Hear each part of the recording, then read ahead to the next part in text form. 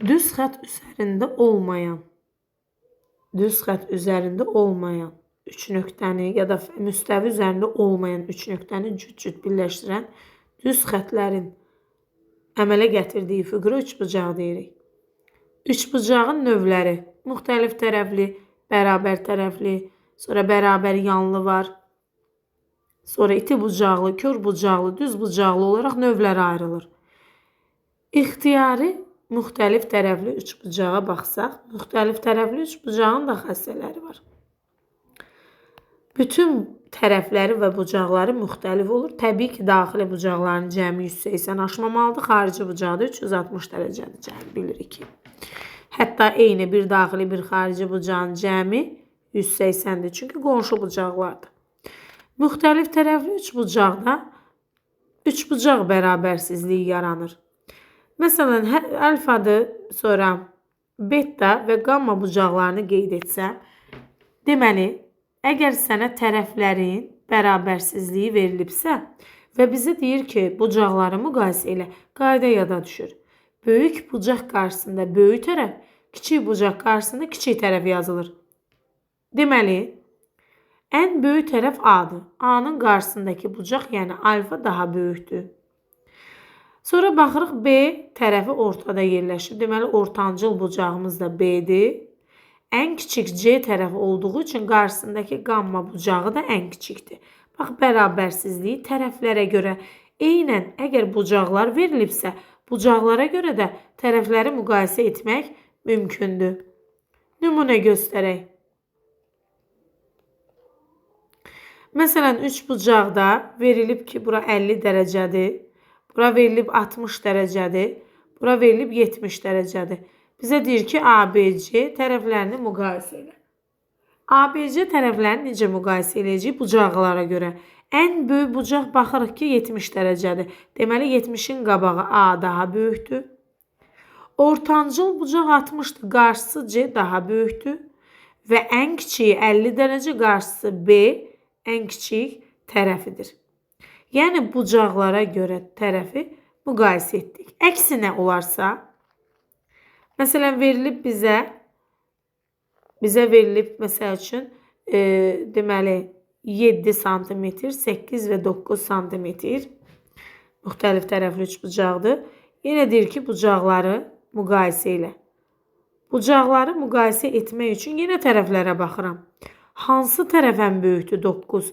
Qarşısı B daha böyükdür. Ortancıl tərəf 8'dir. 8'in qarşısı alfadır.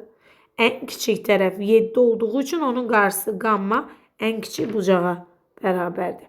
Yəni, tərəflərə görə bucağı, bucağa görə də tərəfi müqayisə etmək mümkündür. Üçbucaq bərabərsizliyində əgər 2 tərəf verilib, 3-cü tərəf hansı qiymətlər ala bilirsə, üçbucaqda, məsələn, 2 tərəfi verilibdir. Tutalım ki, 3-cü tərəf hansı qiymətlər ala bilər? Yadınızda qalsın, müxtəlif tərəfli üçbucaqda üçbucaq bərabərsizliyi, lap bərabər yanlı da olsa, üçbucaq bərabərsizliyi qeyd edirəm. Cəmindən kiçik, fərqindən böyük qiymətlərə bərabər 3-cü tərəf olur. Yəni, bir dəfə çıxacam, 1 kiçikdir, bura bir x deyək, x kiçikdir 13. Yəni, 1-dən böyük 13-dən kiçik qiymətləri 2, 3, 4 və s. 11, 12, bax bu qiymətləri ala biləcək. Əgər məndən 3-cü tərəfin ən kiçik qiymətini istəsə 2 yazacam, ən böyük qiymətini istəsə 12, yəni bunlara bərabər qiymət ala bilmir. Deməli, 3-cü tərəf cəmindən kiçik, fərqindən böyük qiymətlər alır. Bir də perimetrin ən böyük qiyməti falan istəsə, məsələn, yenə başqa bir ədədlər qeyd edəcəm. Məsələn, bura 6 və 9 cm yazılıb. 3-cü tərəfə indi hər hansı bir ədədi bizdən asılıdır verəcəyik, indi qaydaya əsasən. Amma bizdən perimetrin ən kiçik perimetrin qiymətini istəyir. Yəni, perimetrin ən kiçik qiyməti neçədir?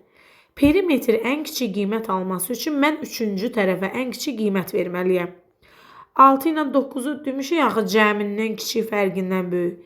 Deməli, 3-cü tərəfə x yazmalıyam ki, bunun perimetrini tapım. Yenə bərabərsizliyi yaradırıq. Bir dəfə 9 ilə 6-nı çıxacam. 3 kiçikdir x kiçikdir. 6 ilə 9-u toplayıram 15. Deməli 3-cü tərəf fərqindən böyük, cəmindən kiçik qiymətləri alır. 3 ilə 15 aralığında. 3-cü tərəfə ən kiçik qiymət qoymalıyam ki, perimetrin ən kiçik qiymətini tapım. 3-cü tərəfə ən kiçik 4 cm qoyuram və perimetr deyəndə P bərabərdir 6 plus 9 plus 4 yazıram. O da bərabərdir 19. Əgər məndən, deməli perimetrin ən kiçik qiyməti 19-a bərabərdir. Əgər məndən perimetrin ən böyük qiymətini istəsə, deməli ən böyük 14 yazaraq tərəfə perimetrin 6, ən böyük qiymət 6 plus 9 plus 14 yazaraq perimetrini hesablayıram ki 29 edir. Yəni tərəfdən asılıdır, ən böyük ən kiçik qiymət verərək. Əsas müxtəlif tərəfli üçbucaqda bəs alfa 90-dan böyük, alfa 90-dan kiçik qaydası verilərsə, müxtəlif tərəfli üçbucaqda yenə məsələn 6 və 8 verilibdir. Nümunələrlə göstərirəm. Çünki AB yazanda adamın beyni qarışır, fikirləri dolaşıq olur və heç nə yadda qalmır. Ona görə də misal vasitəsilə göstərirəm. Əgər hər hansı bir iki tərəfi verilir, müxtəlif tərəflidir.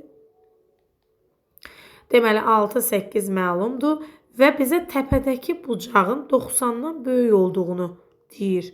Deməli 90-dan böyükdürsə artıq fərqindən böyük, cəmindən kiçik qiymətə görə almır qiyməti.